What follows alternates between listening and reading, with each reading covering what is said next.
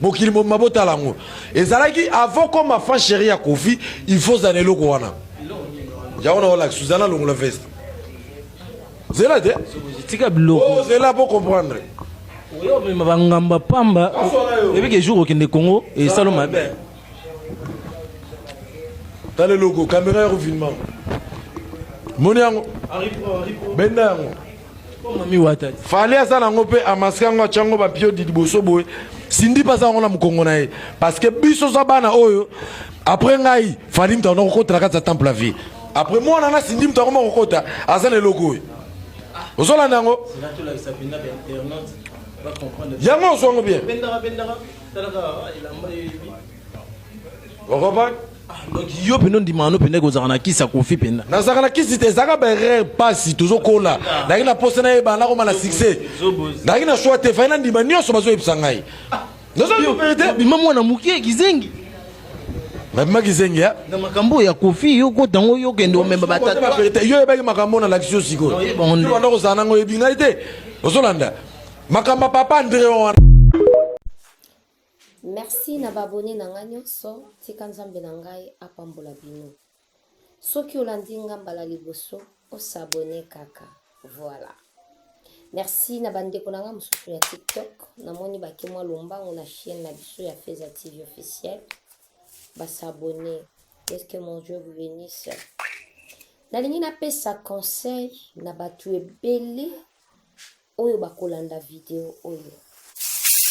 Bien-aimé dans le Seigneur, tobomba mama kaka, toyaka kobatama na sima ya Jésus-Christ de Nazareth. Tobatamaka na sima ya Yesu Masia. Sans Jésus-Christ, toza nul na kati ya se ya moi oyo. Ndeko na ngai. Ndenge toyaka ko dévoiler ba secret ya monde de ténèbres, tozalaka kombati spirituellement tout d'abord. Combat na biso ezalaka physique te, ezalaka spirituellement. Na yo mutozo ya kobimisa ba secret ya ténèbres oyo yebi ozotalisa na mokili édifier pe epesa batu oyo bakozala disponible mayele. Il faut ozala na kati ya Jésus-Christ à 100%. Bien-aimé, pendant que j'étais dans la prière, na moni vidéo ya Sandra est circulée sur les réseaux sociaux, na likambo ekomela kie bien-aimé, nyonso ekomaka na se ya moi oyo, na bandeko oyo bakaya makasi ezokomela bango, eaugmentanga epesaka nga toujours makasi, eyaka ko augmenter confiance pe crainte de Dieu na kati ya vie nanga. Nayoka asomo. Soki oye ko dévoiler misala ya molili, tout d'abord, tu dois être sûr que osimbi Yesu Masia. Soki dévoiler ba secret ya monde de ténèbres, obimisi mutu moko oyo azalaki na misala ya molili oyo yebaki. Ténèbres eminganaka. Bakoluka yo spirituellement.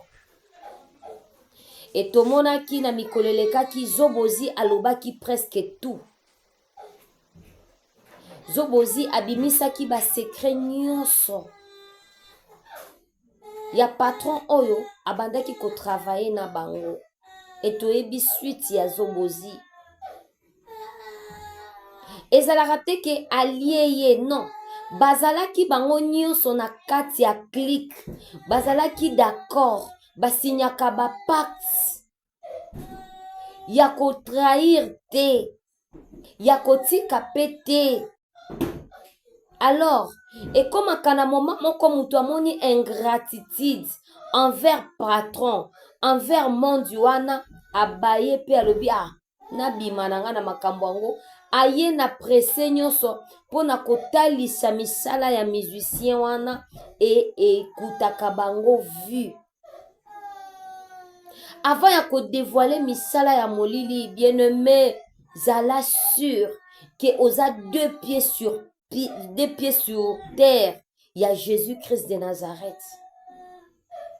Zala sûr otambolaka na kati ya kobanga nzambe, zala sûr que ozaka na souffle ya vie de prière na yo parce que ténèbre ekoluka yo.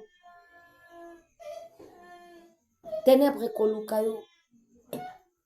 Nalandi bato ebele Sandra koma ekosambela, Sandra bongwanaki. Est-ce que komona Sandra lina babote abongwanaki bien-aimé?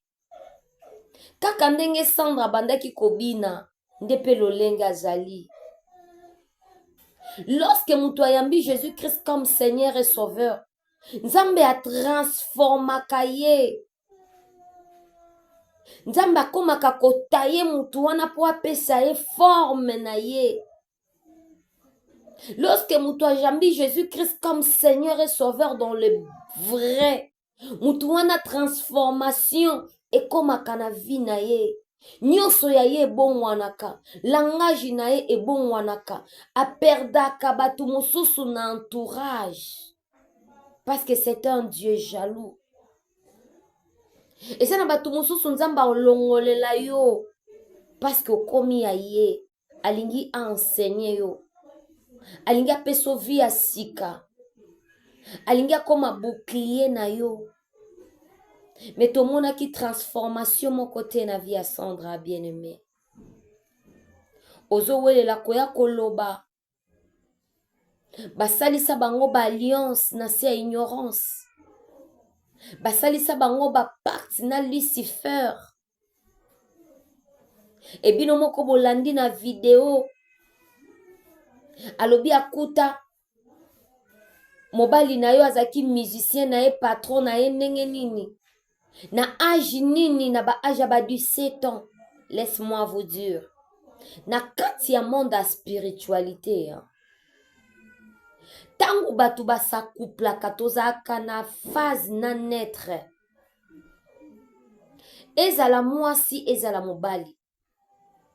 Pendant que batu ba sa couple tozalaka na phase na naître.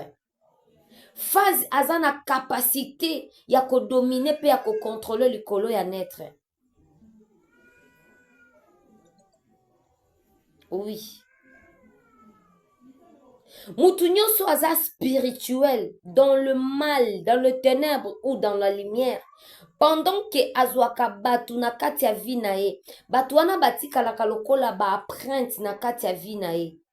De soki aza mutu ya misala ya molili, akozala na contrôle likolo ya vie na yo.